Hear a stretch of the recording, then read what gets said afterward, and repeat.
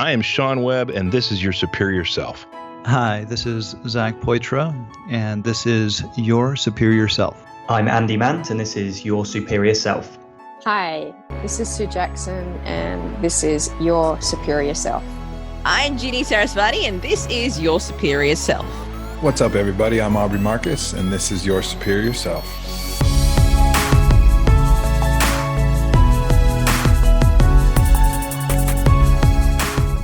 What is up, Superior Nation? Welcome back. Just got back from a 4-miler this morning, sipping some coffee and reflecting on my run. It's pretty amazing how my runs give me so much perspective on life. Like, I feel more in tuned to my energy and just to my thought process. It's crazy how it opens up my mind to that creative side, that creative part of my mind.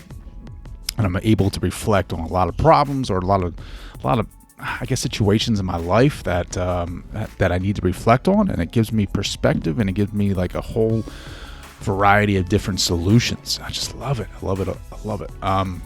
But today it's pretty funny how things work. So I've been running to this spot, and you might see it on my Instagram. This location in my town where it's a field. And I try to get there around 6 o'clock every morning because that's when the sun comes up. And recently, there's this lady, this young lady, and I'm assuming she's Muslim because of the garbs that she wears and the way that she's praying in the morning. And it just cracks me up a little bit because here I am running up like this. You know, I'm sweat beads are all over me. I'm soaked. I got this. I don't know, you don't call it a do-rag, but like this headband on, sunglasses or something like that, and I come rolling up. I'm like huffing and puffing and just kind of finding a spot to rest for a minute and just kind of gather my thoughts. But I found this location, this certain place that I can perfectly watch the sunrise, and it's amazing, and it's different every day. Like every morning is a different sunrise, and this young lady has been coming up. I guess she's doing her morning prayers, and I just started realizing that she was there. She was behind a tree, and I didn't realize that. I couldn't see her from where I was at, but it was like last week or so. Like we'll she's not there every day, but I run up there and we start having conversations, and it's just funny how two people from two different worlds can connect on something so magnificent as a sunrise. And talk about how people never really fully appreciate being in the moment, and how our busy lives, especially now in the pandemic, even though things are kind of, I wouldn't say normal, but things are trying to force themselves back to that old way of life, how we forget the miracles that happen every day, the miracles that happen right now in this moment. Think about that. Like even you breathing air right now is a miracle. Think about that. Your skin, your body, your soul, everything is a miracle. And I mean, in this sunrise, when I'm able to make it and see it, reminds me of how small we are and how small our problems are. There's so many different problems in the world, and that we just aren't aware of, that we're so caught up in our own worlds that we forget the magnificent universe that we live in.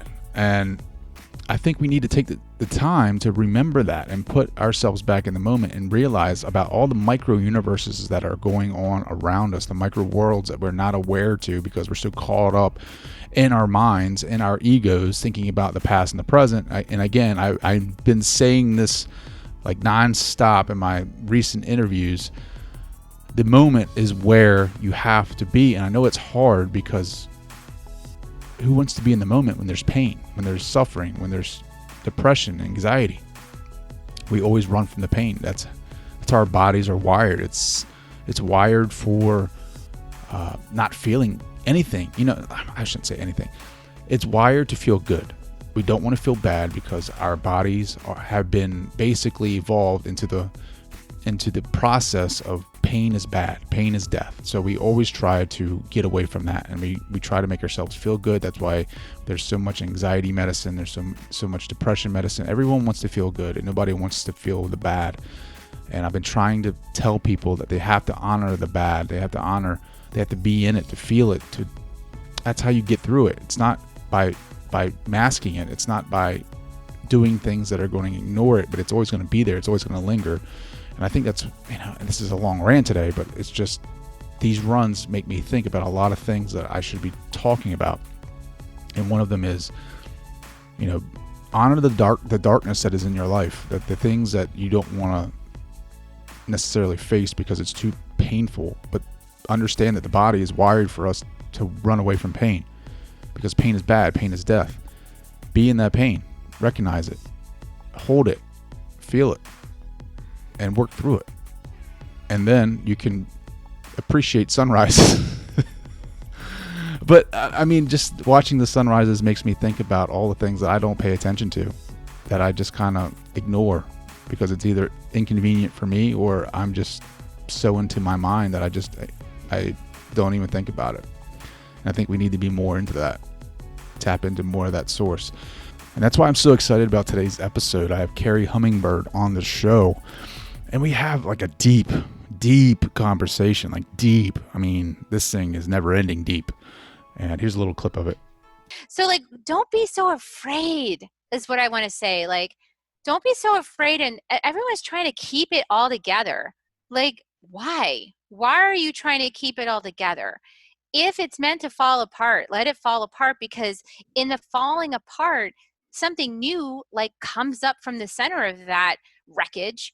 That's amazing. At least that's what I've experienced. And that's what so many other thought leaders that I brought myself through this process with have been saying. And then it finally started sinking in. I'm like, oh, that's right. Don't hold on to the thing.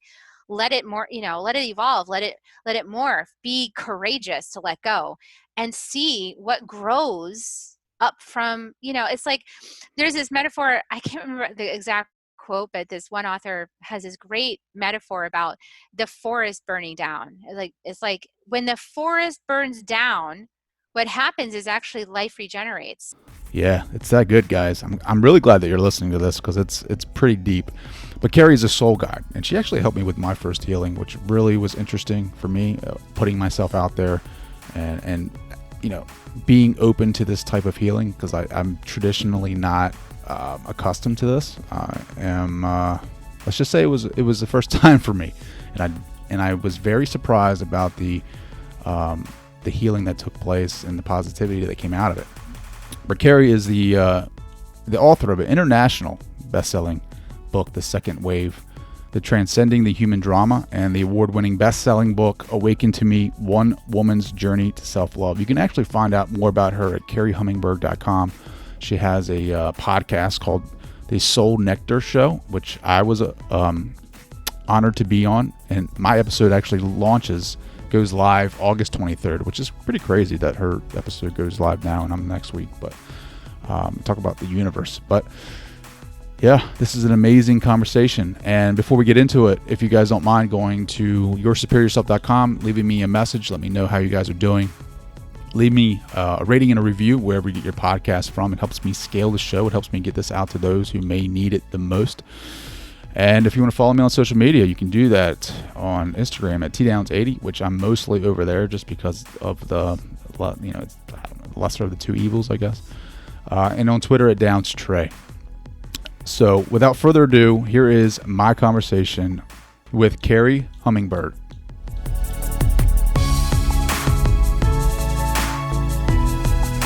Hi, I'm Kerri Hummingbird, and this is Your Superior Self. Kerri, thank you so much for joining. Thanks for having me on the show. So we were just literally talking about the new times, the new present that we're in, and everything that's going on in the world. And you had said a couple things that perked my interest. You said that the world is essentially needs people like you and me right now. Like this is why we're here. Can you elaborate more on that? Yeah. Well, I think that what's happening now is that a lot of people have just had their entire, like the rug kind of pulled out from underneath them. They thought life was going along one way, the way it always has. their job, their, their kids' activities, their schooling, whatever the thing is, like their regular routine. And the whole thing just got wiped out over the last, 4 to 6 weeks, 8 weeks now for some people. And we don't have an end to it exactly. Some of us think we're getting out of it in the next week or so, but it might not happen that way. We could get back in the thing again. So we just entered this whole space of life where everything is unpredictable, uncharted, unknown. And for anybody that's been, that is currently a coach or a mentor or a podcast host or somebody that's already had a big journey in your life, it's because you already went through this part where you didn't know what the heck was going to happen, where, you kind of jumped off a cliff and, you left your whole life behind. And this is what we've done already. So we're here for the next round of people who wake up to this and go, you know what? I just realized over this course of my life that things need to change. Yeah. Talk about change. You didn't always have this occupation. You were, in the more traditional sense, a part of the 9-to-5 club, working for the weekend pretty much. Talk a little bit about that, like that transformation. Yeah, absolutely.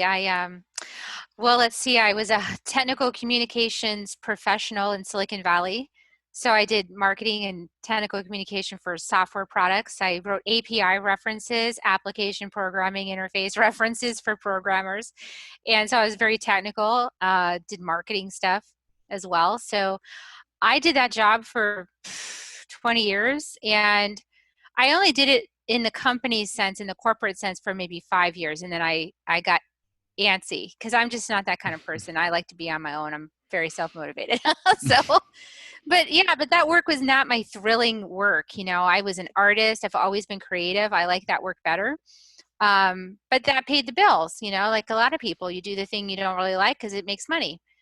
But at a certain point, I had a turning point in my life where I had a long-term relationship, my first marriage. We had children together, all this, we thought we were going to be together till the end of the time. And things didn't work out that way. It started feeling really false to me around about the time I started having children. Things shifted, and I was no longer willing to be the person that he married. I could not be that person anymore because I had fundamentally changed.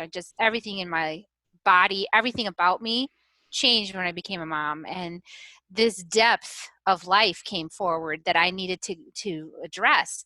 And the tools I was being given to address it didn't really help me very much. The psychotherapy and all that stuff. I mean, it helped a little, but it didn't really get further than the surface level. And I think that's the problem with a lot of life. People may be realizing now in the stay-at-home, it's like the surface level of things, it doesn't go deep enough. There's not enough there to really, besides just acknowledge, yeah, that's the thing. Well, that's the surface level. It doesn't change it though. You got to go deeper. So I had to leave everything. I had to jump ship, jump my marriage, leave. Jump the marriage. I had to jump out of there. And everyone thought I was crazy because they're like, you have a great marriage. You have an awesome husband. From the outside, it looked great, but on the inside, I wanted to die. And I knew I couldn't stay there. If I stay there, I was going to die. I would not make it. I was having nightmares, like, those night sweats and nightmares and all kinds of terrible things. I was doing really awful behaviors for like the last 2 years of the marriage, cheating on him and then coming home and telling him I cheated on him, So this is not, I knew I couldn't continue that way. My integrity, I was like, I'm losing everything of value. I cannot stay in this marriage. Well, what changed? Like what you said, you said there was a change, right? Like we had talked a little bit about this before. You said there was some type of awakening or change. Like you go from this traditional job, traditional marriage, traditional life that society says you have to have, and all of a sudden everything flips on its head pretty much. Like what was that? Yeah. Well, what happened was I left the marriage. I decided I was going to be bad and I was going to stop fixing myself. Like, forget it. I'm unfixable. I just tried for 20 years. I went to weekly psychotherapy. It didn't work, so I stopped, I just stopped everything. But then about 6 months later, I noticed that I was still having like a lot of dissatisfaction with myself and my life. And I said, okay, well, I'll try anything then. I've decided I'll try anything. So I ended up trying yoga. I had a yogi mentor for a while who was very direct with me, in no BS. He got me set straight a few times, and then I ended up getting with this shamanic spiritual program, which, I always loved the earth because I always felt better when I was outside painting and things like that. So to me, it made sense. I was like, I like nature. I need some spirituality of some kind. I don't have anything. This sounds reasonable. So when I started that path, I started learning about the four agreements and about how my mind was not the truth. My mind was just the surface level. And not only that, but it was keeping me from the most important thing I could experience. And I started listening to that and going, oh, well, I must be missing something. And I felt it. I knew I was missing something really deep and profound, but I just didn't know what it was. Then I had a spiritual healing. Okay. And I never had one of those before. And I'm sitting in the office. I'm not even sitting, I'm lying down on the floor, so no more couches for me. No, just like on the rug on the floor.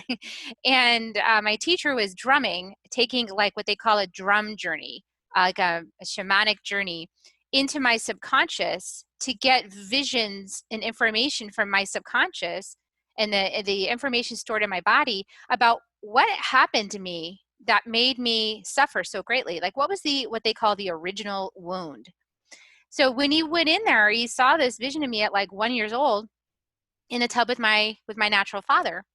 And my natural father was being inappropriate with me. And my mom walked in and saw the thing. So the trauma wasn't necessarily that my natural father was being inappropriate with me, as people might suspect, because I'm one, I don't know that. The thing is, my mom comes in with huge shame and a big reaction. And that's the thing that actually traumatized me. And I lost, my innocence. So at that moment, what I started doing in real life is I started biting my arms and leaving red welting marks on my arms because I was trying to bite off my arms. And, my mom had me in as child psychologist and all this kind of stuff. But back to the healing. So I knew this was true. He didn't tell me anything during the healing, but I could feel what he was doing.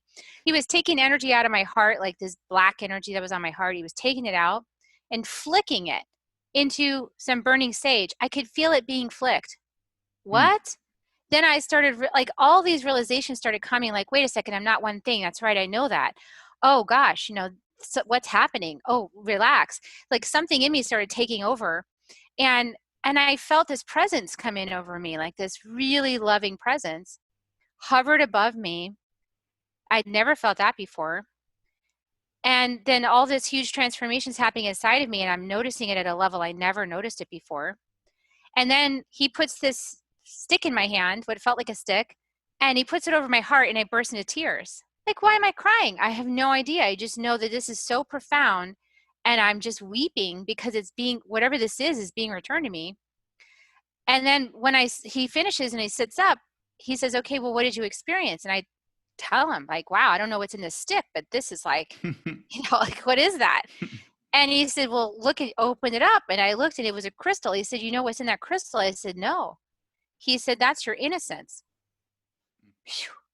Your innocence fled your body at 1 year old when this thing happened. And in its place, you put your mother's shame. I took out the shame, gave you back your innocence. And now you got to work with your innocence over the next couple months to a year until that part of you wants to come inside, because it's never been with you this whole time since you were one. So that's been my journey, like ever since that happened. My teacher likes to say, it's kind of like we took a snowball at the top of Mount Everest and we started rolling it down the hill, and that's you, Kerri. He's like, it's just taking up momentum. Like everybody's like, who are you? Because I reinvent over and over and over and over again to get to the truth, to get to the source that lives within me, to get closer and closer and closer to the source.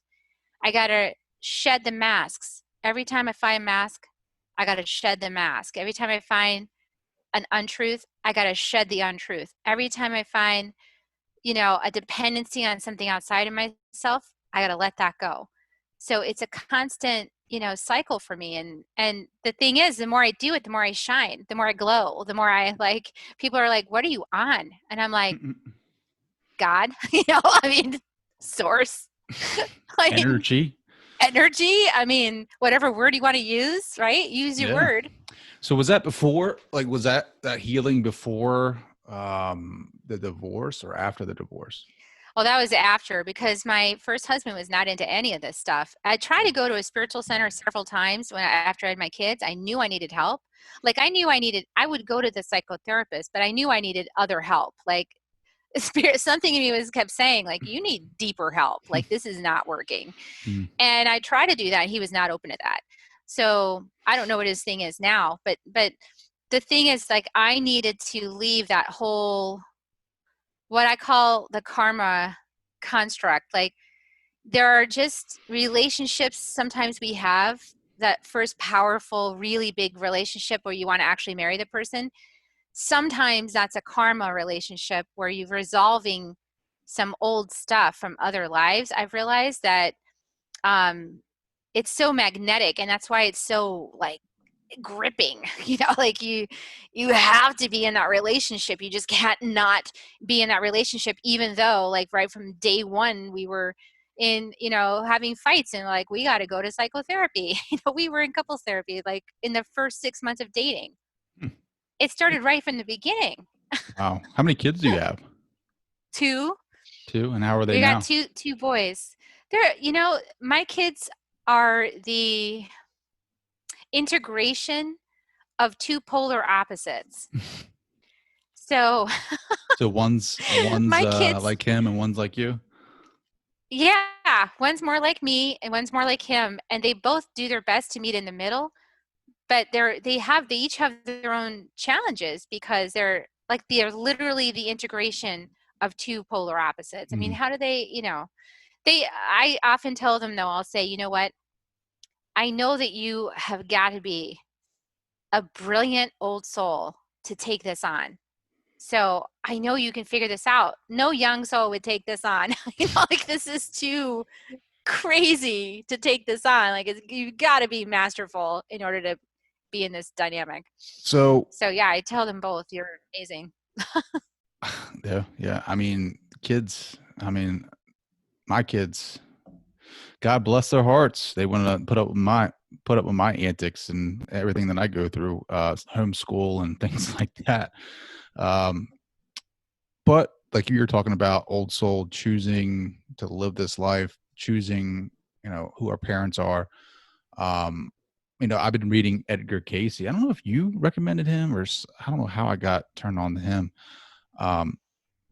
But it's interesting, like reincarnation, right? Like, to think that It is that book, like, seriously, it put me in a spot, like, where I'm good with everything, right? Like, so I'm finding myself enjoying the moment more, like being here with you, speaking with you right now, like enjoying it, connecting with you, even though we're over virtual platform. It's so interesting, because it's like, we are souls out in the universe, right? And we reincarnate into these bodies because we want that feeling, that human emotion of whatever, whatever life we want to choose. We want to experience those emotions. So, like, now I'm like, in every moment, I'm like, the gift isn't the external rewards. The gift isn't the possessions. It's one, learning. The gifts are, everything that you learn, and two, the moments. Like, right now, this is a gift, and feel those emotions in the moment, right? Like, to feel everything that's in that moment, like, in real time, and like, just be like, wow, this is a gift. Like, my soul has been, coming back to this earth, like, for however long, 1,000,000 years or whatever, however long we've been doing this, this simulation, because it wants to feel this. It wants to feel the connection that you and I have. It wants to feel the connection that I have with my kids. It wants to have the connection to my failures, my successes. It wants to feel everything. And it's like, wow, like, this is why I keep coming back, is this right here. Like, it's nuts. Yeah, it's exactly right. And, this is why I think it's so interesting. The big shift I made in my own life was from being told that I was somehow broken or wrong or bad, or, something just a problem for people around me, and believing that Mhm. and taking that on and like wearing that around as my mask, to like, wait a second, I'm a thumbprint suit. I am like the thing that fills the thumbprint suit. I am the being of light that comes in and animates this body. And this body, this being Kerri, has an innate design, and it has a life plan and choices and potentials and constructs, that are embedded, and ancestral things that I get to work through. And so this is a discovery process. This is learning about this being that I am right now, knowing that I'm far more than this. It's just one incarnation I'm having right now. I'm enjoying this one. And not to get too attached to it either. Like allow the thing, allow it to change. Like, this is what I love about art, is that with art, you can start painting a painting, and then you get that edgy feeling like, oh, I don't think I like this painting and I want to dump it, right? I'm just done with this painting. But then you can totally come back in with new energy and rewire the whole thing, and just redirect the entire painting, and it can come out just like amazing. And then you're really happy with it, Mm-hmm.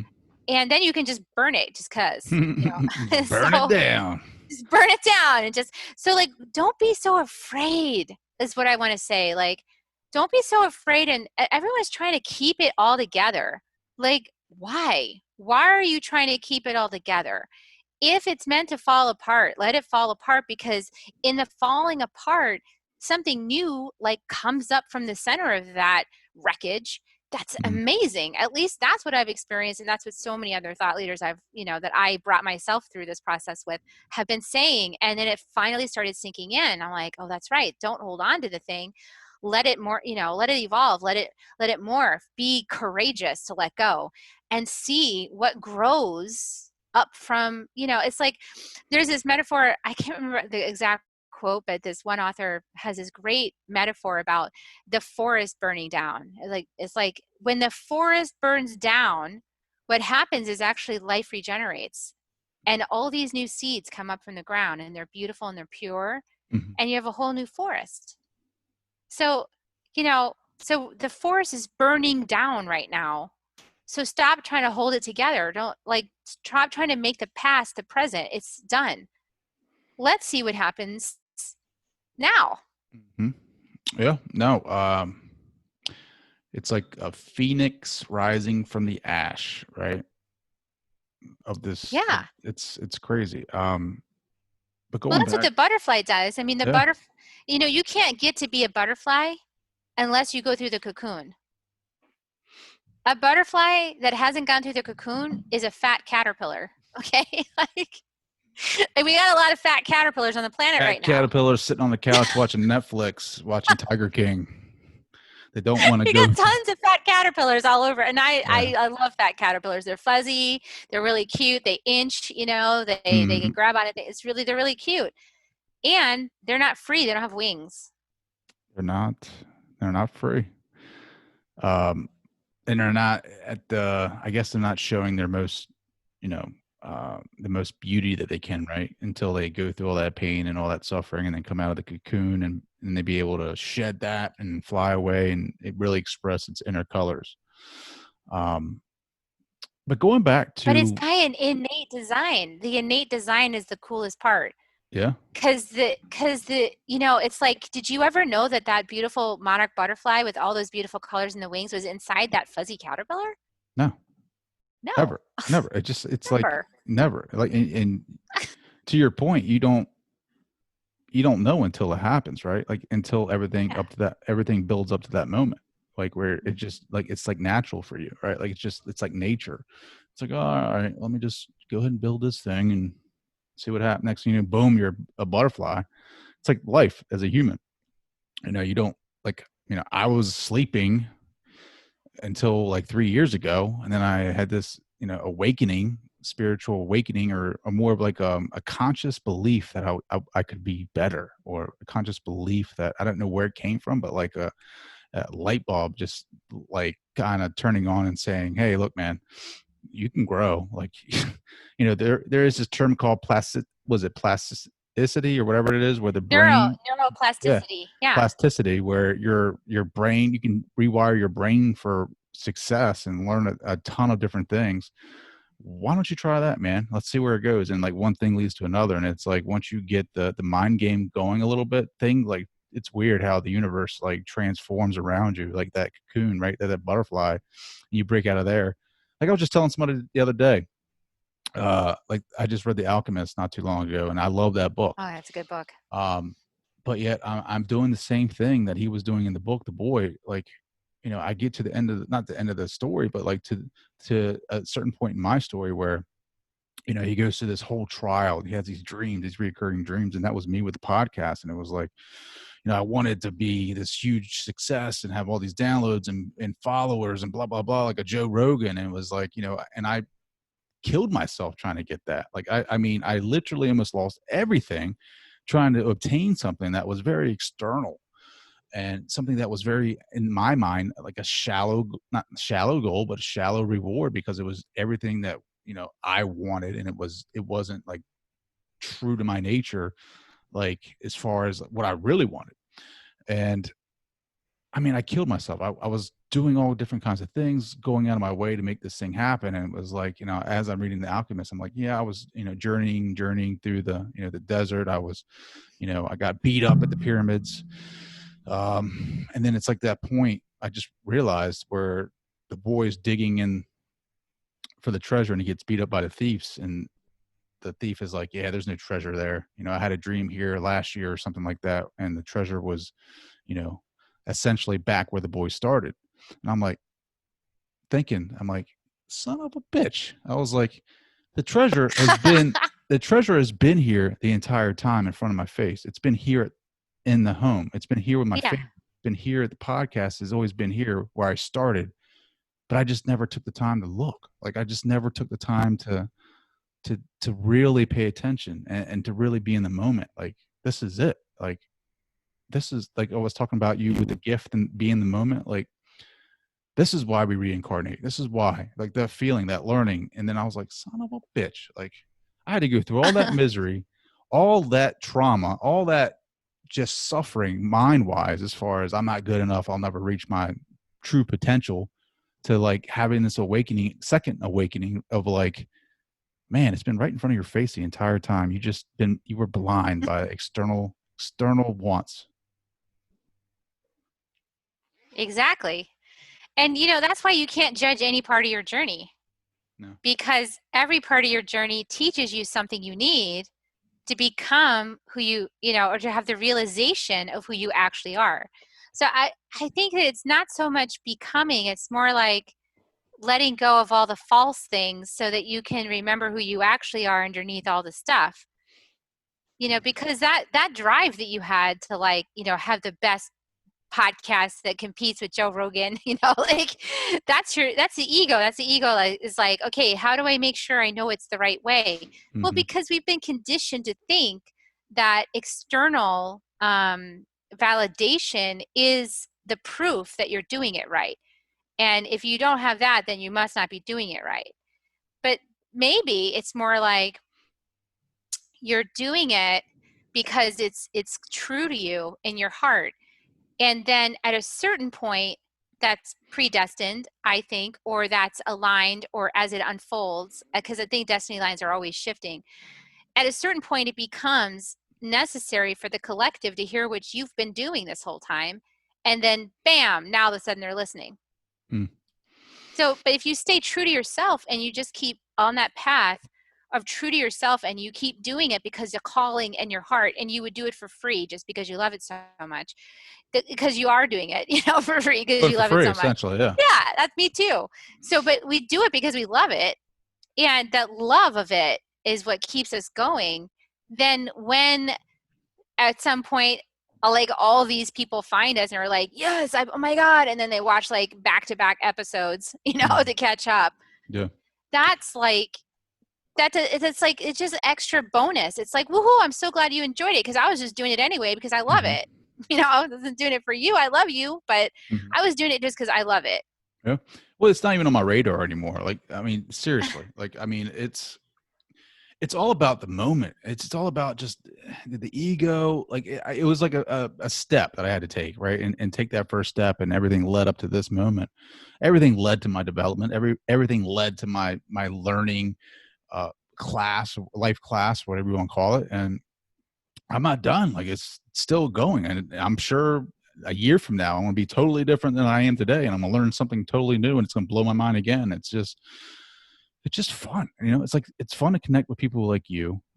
It's fun to experience, be open-minded to so many different possibilities in life, you know, like, I mean, you and I just had a spiritual healing not too long ago. Like, Yeah, we did. that was my first, right? Like, so you were kind enough to do that for me, and it really helped me. It definitely felt like, you know, what we had discussed. It just like a very, very uplifting moment, very like freeing moment for myself. And I mean, I still feel it, and maybe it has something to do with the moment realization for me. I don't know, but um, you know, what you're doing is great, and it's very interesting to me. Like the channeling, like, you know, you and Paul Selig are very interesting to me in the sense that you can hear that. But like, was there something like you had that, you know, a spiritual experience with a shaman? Um, was that the, I guess, what started the channeling, or did you find that you could do that later on?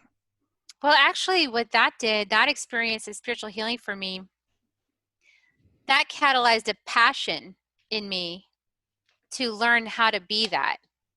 I wanted to learn how to be a spiritual healer. I wanted to learn how to do what my teacher did, because I had so much frustration from decades on a couch and nothing shifting. I was so pissed about that I want, you know, when I found this way, I was like, man, life could be so much easier. I want to learn how to do that. And I really wanted to claim my voice and claim my power, because I don't have a hard time speaking up now, but I used to have a hard time speaking my truth, especially in intimate relationships, like with my partner or, you know, my parents, um, my kids. Like I would have a hard time speaking my heart and staying vulnerable with them. Like I would much more like get my feelings hurt and then slam the door kind of thing, you know? And so I had to do a lot of healing with myself to get myself to the place where I knew it was safe to speak my truth no matter what. So those programs I enrolled in, that's what they really helped me with. They helped me to clear away false programming in my consciousness that was limiting my ability to express myself, to express my heart, to feel my feelings, and to trust myself that I knew what I was talking about, that I know what I'm talking about, you know? And so all those years of, I mean, I went to school for, I got certified in a bunch of different things, warrior goddess training and Four Winds Light Body School and all these things, because I was doing my own healing first primarily, and second because I started to get, I'm a leader. I've always been a leader. I just showed up this way as part of my design. And when I find something good, I want to tell everybody about it. Like when I find something that works, I'm like telling everybody. So that's what I did. I started telling people, and I was like, hey, I want to practice this. I'm going to be this healer. Do you want to come get a session? So I started practicing, inviting people to come, and then through that process of listening to people, like in it, like when I listened to you, like when we did our healing, I'm listening to you, and I'm listening with my whole body. I'm listening with my body, with my feelings, with my little feelers, my energetic feelers that go out. I'm listening at so many levels. I'm just holding total presence for you and listening. And then I'm what they call a door opener. So I'm opening the door so you can hear yourself better. And when I say yourself, I mean your soul. So I'm just holding space open so you can hear your soul better than when it's just you. Sometimes it's just hard to do that. So as I learned how to do that and got so much validation from people, like I would tell them messages I heard or things I was feeling, and the validation over and over and over. Yes, that's correct. Yes, I'm feeling that. Yes, I'm hearing that voice. Yes, this is what it is. That helped me trust that I have a clear channel. And so then when I was prompted, you know, by my higher guide, who I call White Eagle, when I was prompted by my soul, you know, to write this book, I heard the call was like, you're going to write this book, The Second Wave. And I was like, okay. What is that? I don't even know what that's about. The reason I was able to trust and write the book, because I'm not an expert on, I hadn't mentally studied it, right? So I didn't know anything about it beyond I'd seen one video from Dolores Cannon. So I was like, you want me to channel a book on something I basically know nothing about? Yes. Okay. But I trusted it because of all those years of knowing that I could listen. Mhm. You know, so I sat down and started channeling it. And, you know, it's worked out pretty well. It used I think the difference between me and Paul Selig is like, when you listen to Paul Selig, like he actually he mutters like a little phrase and then he says it out loud. And then he mutters a little phrase and then he says it out loud. And just about everything that comes through him is, it's very impersonal. Like, it's not about him. They will take occasionally some story from his life, or they'll say what he's thinking, Mhm. right? And they'll say, oh, Paul is now thinking this, and then we're going to answer that question. So with me, though, the way the channeling came through is it really leveraged my personal life and my feelings at different points in my personal life. Like, that book leverages my personal stories in some parts because it creates a resonance. Because what I realized is that we're all mirrors of each other, and my story is your story in some part, right? Like, there's a commonality of experience that we're all sharing, who is part of this second wave that I talk about in the book. We have common experience. And so when I share the personal version of it for me, then you're getting that resonance or that feeling or that happened also for you with different details, Mhm. right? So that's how it comes through for me. So it's slightly different than Paul Selig's work. So, like, when you channel and you write this book, so essentially Paul has a transcriber and a witness, and maybe that's it. I don't know, but basically he'll, from my conversations with him, he'll just basically channel the entire book in one sitting. Like, how does it work for you? Well, I channeled for hours at a time, and until I was too, my inner child got too restless, and it was like, I don't want to sit here anymore, so I do it as long as I can until it's not clear anymore. It starts to get muddy, then I stop. And then pick it up again when the next opening happens, right? Where I'm clear, I'm rested, I've just meditated, I'm open, I'm breathing, and I can surrender myself for the process, surrender my channel to let myself be, to have it flow through me into my fingertips. So it took about 2.5 months to channel the whole book. Jeez, that's it? Yeah. 2 months, that's it? Like, no, that's it. like incredible. And That's incredible. I wasn't doing it full time. I was doing it like in pockets of time as I felt I had space to do it. I feel like that would take me like 2 years to write like a book. Like, I'm going back to school and I'm writing a 3-page, 3 to 5 page. I don't know. I guess because I'm really not into it. It's about foreign marketing and entering foreign markets. But it's taken, I'm definitely procrastinating. Like, I just don't want to do it. Like, how many pages is your book? Let's see. It's a 6x9 and it is, Look at that thing. 172. I know, look, 172 pages. Second wave. The second wave. I like that cover too. The other way that my soul likes to work with me and has worked with me this way on other books I've written, like I wrote my first book, Awakening to Me, was so the whole method of that book was that I started my training with my spiritual teacher I told you about, where I got the healing. And before I got the healing, I just signed up for the course. I was right at the beginning. I heard the voice, you're going to write a book. And I said, okay, what's it called? Awakening to Me. And I was like, okay. And then this little voice said, now you have to be honest, totally honest and transparent. Share it all. And I was like, okay, I don't know if I want to do that. And the goal was, as soon as you love yourself, you can stop. You're done. Okay, deal. So I started writing that book as I went along, like in my life, like things would happen and I'd realize, okay, that's significant. That goes in the book. So it was like a journal almost, like from start for 2 years of my early process in my healing. And it was intense because there was stuff in that book I did not want to talk about. I did not want to reveal. Yeah, yeah, that's tough. I mean, when you hear the voice, is it like, I mean, whose voice is it? Is it familiar? Is it your voice? Is it just a presence? What is it? When I hear this, so most of the time when I hear it, it's not a spoken voice, meaning it's not like I'm hearing your voice or anything like that. It's more like a transmission of a word, like a transmission that I hear, that's very quiet, but it has words, and I can just decipher those words. It's hard Can you to do that explain. anytime, or do you have to be in a certain particular environment? I have to be mentally quiet. I mean, if I'm watching a television show, I'm definitely not picking up that voice, you know. If there's a rock concert going on inside my brain, I'm not hearing that voice. So like if, let's say you're out shopping or something like that, and you're It just, could happen. yeah, you don't Yeah, have to if like there's like set a the quiet condition like moment. with candles and music and things No, like I that. just have to be in the zone. If Mm. the people talk about that zone quite a bit, right? In order to get to that zone, pre-spiritual healing, and then when I was in my former marriage, I would have to run about 8 miles. I was training for marathons, and so I would run like 8 miles, and then I could get in that quiet zone space where like maybe a message might come through, right? Mm-hmm. Yeah, I mean, I'm like that But too, though, that's a right? lot So of like, effort.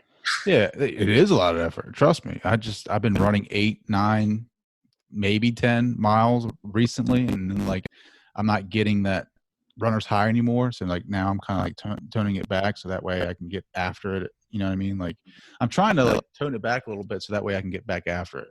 You know, 8 miles takes a long time to run for me, in my opinion. Yeah, It's a lot and it's painful. it's a lot. It's not easy. Trust me. It's not easy. I did it for years. I know. I did a lot of half marathons. I have so many medals in my closet. It's crazy. Yeah. I got like medals galore. It's nuts. That's crazy. I did it for the medals. You did it for the external rewards. I did. I did it. I did it for the medals. I wanted the medal. You know, I wanted the proof that I was a good person and fit. And look at me. I'm a trophy and all this stuff. And Trophy meanwhile, wife. I got treated like crap. Yeah.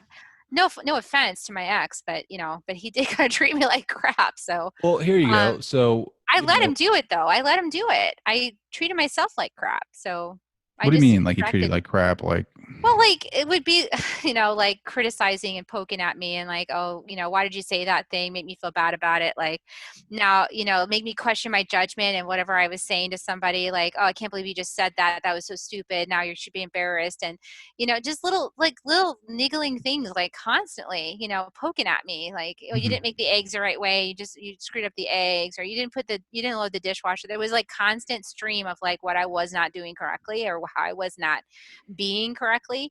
And even when I got to the best shape of my life, really, after kids, think about it, after kids, I'm running marathons. I was looking pretty good, for not looking decent. And I remember he was like, if you lose 10 more pounds, then you could be like the center of Playboy. And I was like, you want me to be the center of Playboy? Like, really? You want me like spread eagle, like in the really? Like, that's not cool.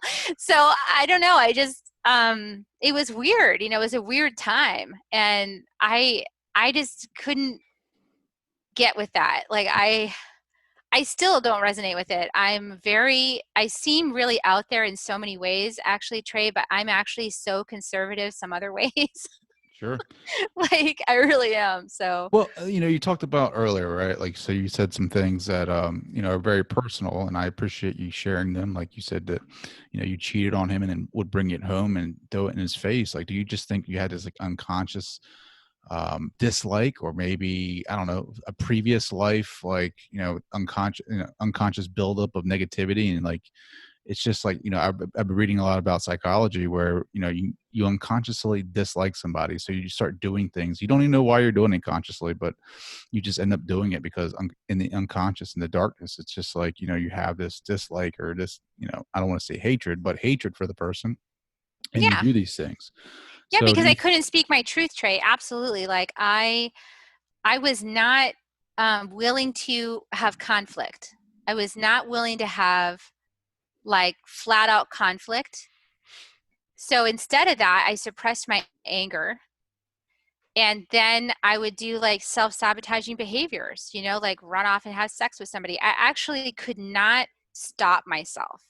I tried. I was in weekly psychotherapy during this whole thing. Okay. So I was going to psychotherapy. I was trying to fix it. I was trying to stop it. And then I could not, it was like compulsive, like an addiction or compulsory. People that say that they have those addictive patterns, like where they just can't stop the thing. It's like it won't quit. And they just find themselves doing the same behavior. And then people are like, well, you're not really choosing to change right now. And they're like, I'm trying. I can't help it. And we all look at them and go, that's BS. You can help yourself. Actually, I've been in that person's spot and they can't actually stop it at that moment. There's something like so compulsive driving that person into these behaviors, into like some dark abyss. Ever since I started the spiritual healing, I think of those things as like dark energy forces. But it's not so much like I want to say that those things shouldn't exist. I want to say it's like part of the experience of being here is that sometimes we get confronted with a lot of deep shadow within ourselves so that we can heal it by becoming aware of it, but we don't have the right tools to process it, then we can spin out in it and not be able to pull out, right? To pull out of it and reveal our light. So the thing is not necessarily shaming or blaming or judging the compulsions and the addictions and the shadow aspects, but more like getting the right tools for yourself to process your way through it so that you can get to the other side with expanded capacity. It's really expanded capacity and expanded understanding of the forces within you. I would say now that those things also were ancestral patterns. They were patterns that ran through my ancestry. And I know, and this is what I shared in the book, is that many people who are part of the second wave, let's say souls that have some skills that decided to come to Earth and help in the transition and lifting the consciousness of the planet, well, you have to embody. That's the only way to do it, because everybody has free will and everybody can basically flip you the middle finger and be like, no, I'm not going to change. So the only way to change human consciousness is to embody, to be a human. And so this experience has been like healing all the past karmas from our ancestries. And so that was what was happening for me. My natural father had tons of childhood sexual abuse, and his mother had tons of sexual abuse, lots of different partners. She was compulsory. She couldn't help it. I'm sure that got passed down from someplace else, right? So there was a long lineage of these types of abuses happening, and nobody had been able to sort of crack the nut on it, and heal it. And that was what I've done. So that's been my job in my family lineage. And so many other patterns too, like mental instability and, just all kinds of things. So now my kids, not to say that they don't have any challenges, because they certainly do, because they're badass souls. So they wouldn't come in if there was nothing to do. Yeah. They're here because they got work to do. But they're relieved at least of that part, right? They're relieved of that aspect because I've done my work. So That's awesome. I think that anybody that's going through crazy addiction, compulsive things like that should maybe consider outside the box. Like, it might not even be your stuff. It might be ancestral. So you said ancestral, like, right? But so like with the reincarnation, right? So like if you had like your father had, obviously some abuse from, I guess, like you said, his mom or something like that. And then, so do you think that, like, I'm trying to understand it. I'm trying to like at least understand a little bit of it. So in reincarnation, we choose to come in this life form. We choose to come in this life, but I don't, are we, how do you pass that down if we reincarnate differently, or are we different souls? Mm-hmm. And when we reincarnate, it's like your dad had he chose to be that person, your dad. He chose to live that life. Mm-hmm. And then you reincarnated into this life. So how does it all connect? You know what I mean? Like it's Yeah, I think what you're speaking to is that a lot of people get confused.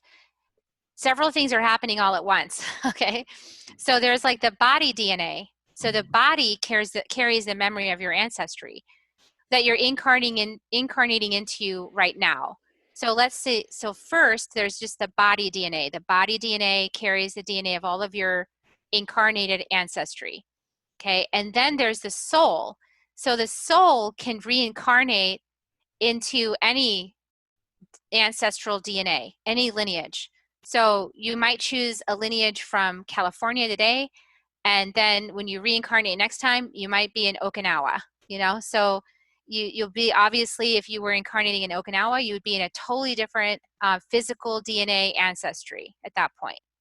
So as souls, we can go into these different thumbprint suits, these different physical instantiations of an ancestral line, which has its own history, it has its own medicine, it has its own teachings, it has its own wisdom, it has its own traumas. So every time you incarnate into a physical DNA body, what happens is that you inherit all of that human experience that's come through that ancestral line, which informs some of the work you'll be doing as a soul on your soul curriculum inside this lifetime, which you choose. So you choose your parents, you choose your mother, you choose your father, and you're choosing it. Why? Because of the lessons inherent in incarnating into that that soup, that ancestral DNA. You're choosing that lesson. You're choosing to come in and work with that energy. So maybe as a soul, you're evaluating, and the mother's line that you're considering has some suicidal ideation in it, and you want to really experience how to heal within yourself this drive to die. So you'll be looking at that. And then maybe you also want to know about being an artist, and then your father's line has this artist line, this series of artists, and so that you're going to inherit that ability from those ancestors. So now you're choosing your mom and your dad based on, okay, I'm going to be artistic, I'm going to learn this, I'm going to embody this, and I'm going to be suicidal. So I'm going to have to cope with that, how to love myself through those impulses. So does that make it more sense? Like, yeah, no, absolutely. I mean, layers of things happening at once. no, but I mean, so I've been learning a little bit too about genetics, and learning that the body's cells have memory, right? Like, so like you were just talking about, like memories are passed down from generation to generation in the micro, as far as cells, like, for some reason, it could be true that the reason why you fear snakes is because somebody had a very bad experience with snakes, like somewhere died from it. Yeah, died from it possibly. But why do you fear spiders? I mean, same kind of concept. Like, the memories are passed down, in the cell level. Like, seriously, it's nuts. But like, do you ever mess around with past life regressions? Well, past life stuff is part of healing work. There's no way it can't be. It's just part of the experience. But when I first started doing the healing sessions, I would get full on visuals of this person's past life. Like, I had one client lying on the table, I was doing a spiritual healing, and all of a sudden I got a full download about their life in Egypt, and like pictures, seeing them flying on these little, the flying carpet thing, but they weren't. They were like little skateboards that flew. I was seeing all this stuff. I was like, whoa, that's really trippy. And then come to find out, other people have seen the same stuff, or they have recounts of it on the internet. And I was like, okay, that's trippy. I just saw that in this person's field when I was doing a healing for them. And the thing that they were healing was this past life, some treachery or some betrayal or something that had happened. So now, it's all a bunch of stories. So every lifetime is a collection of stories. It's a collection of memories. A memory is just a story. A memory is an interpretation of what you experienced with words. Because two different people having exactly the same experience would tell a different story about it. So it's just a bunch of stories. So your lifetime is this collection of stories, and some of those stories entangle other people up inside of them, and then you have karma, and then you've got to heal it in another lifetime, because the whole thing is, when we exit this physical dimension, we don't have any more karmic ties with anybody. No more. That's when you can leave, and then you don't need to come back to Earth if you're done with Earth school. You can go play someplace else. But once you enter this school, you're pretty much in this school as long as you've got some karmic entanglements, and as long as you choose to be here, then you're here. You're going to be here. That's fascinating. Kerri, Yeah. I could talk to you like all night. I know. So much to talk about. So many fascinating concepts to explore. How can people find out more about you? Well, they can read my books. They'll find out more about me than they ever wanted to know. So Awakening to Me is on Amazon, and also The Second Wave. So anybody who's been hearing that the time is now. Now is the time for maybe like the last 3 years. Mm-hmm. You're probably in part of the second wave, and you should go pick up that book. Give some good insights. And then, of course, my website, KerriHummingbird.com. That's KERRI Hummingbird.com. And I have a show too called Soul Nectar Show, which you're going to be on, right? You're going to come on my show. Yeah, So, absolutely. Yeah.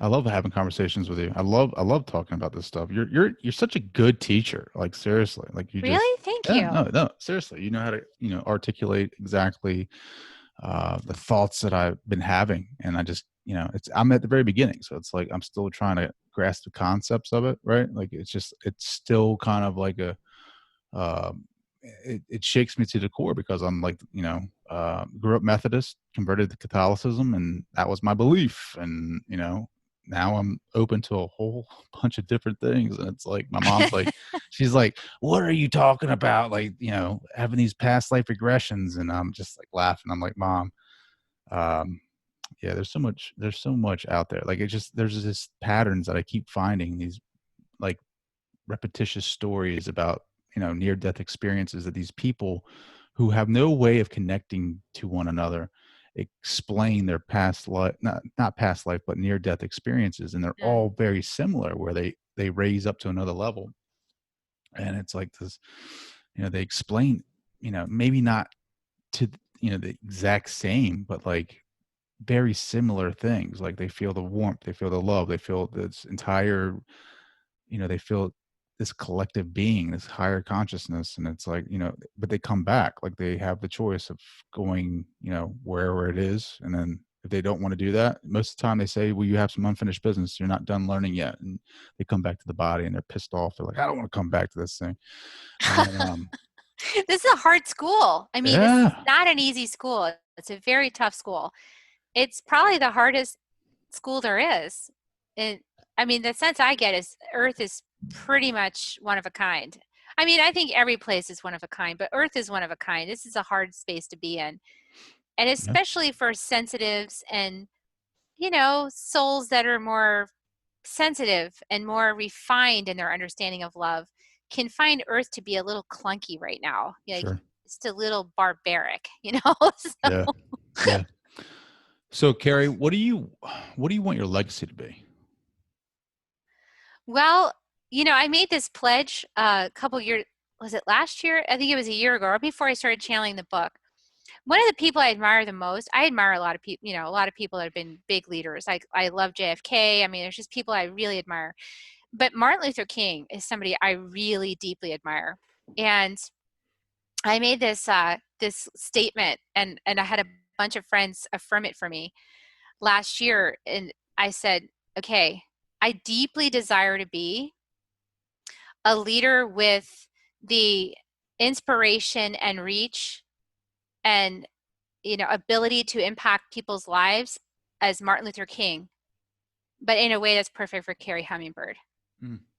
And so that's my deepest desire. I feel he was a man of integrity and vision and courage and love and faith, and he helped people to be inspired. He helped to lift people's hearts. He helped to to inspire people to put down their bias and their racism and all those things that they were conditioned with, to be courageous enough to put their feet in the same pool with somebody who was, colored skinned. And of course my husband's chocolate, so I have a big passion for that.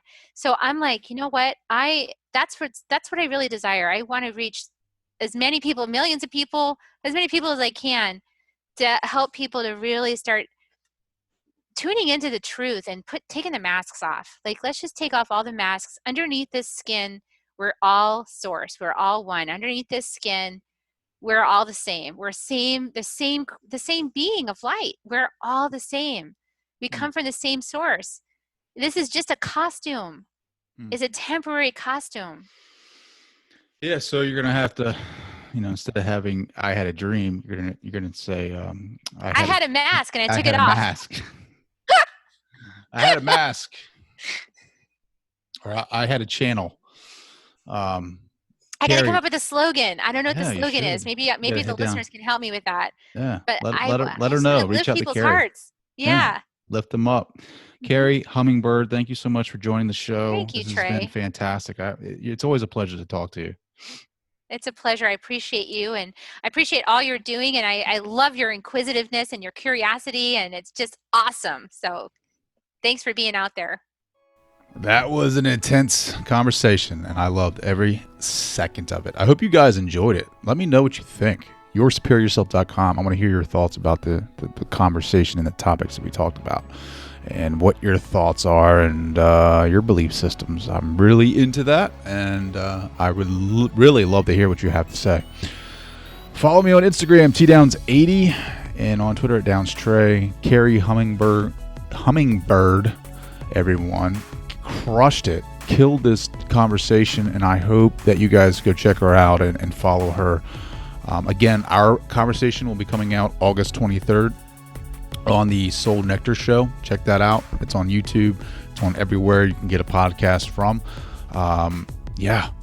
This is exciting stuff. This is a new beginning for a lot of people, and it might be hard for some people to grasp, but that's the start of awareness. That's the start of the awakening process. It's just kind of, just be open-minded and start doing the research for yourself. If you find yourself kind of uneasy to the whole thought process of reincarnation and things like that, I would fully suggest that you guys start reading near-death experience books, and start, read like 6 or 7 of them that are just totally different authors, and just see the resemblance of the patterns, of the commonalities in the stories. Each story is different. However, there are a lot of commonalities, and that will lead you down different pathways. And that's what basically happened to me. I read a ton of near-death experience books just because I was curious about something. I read a spirituality book, and it led me down a rabbit hole, and I started reading near-death experiences, and it led me to University of Virginia, and they have a parapsychology department, and I read I think it was Dr. Eben Alexander, who is a neurosurgeon who had a near-death experience, and it's fascinating. He was in a coma for like 7 days, and he had like this experience there that was just undescribable. And he was like a guy who was totally analytical and data-driven and science-driven, and lived his life by theory. And next thing you know, he comes out of a coma, and he survived, thank God. And he was able to write this book, and changed his life, changed his whole belief system into more spiritual being, and more of a higher consciousness kind of theory. And it's fascinating. So I highly suggest you guys, I think his book is called Proof of Heaven. Check that out. Like I said, be open-minded to a lot of these different beliefs, and it will take you places that you never thought you'd be. So, all right, guys, have a great week, and I'll talk to you later.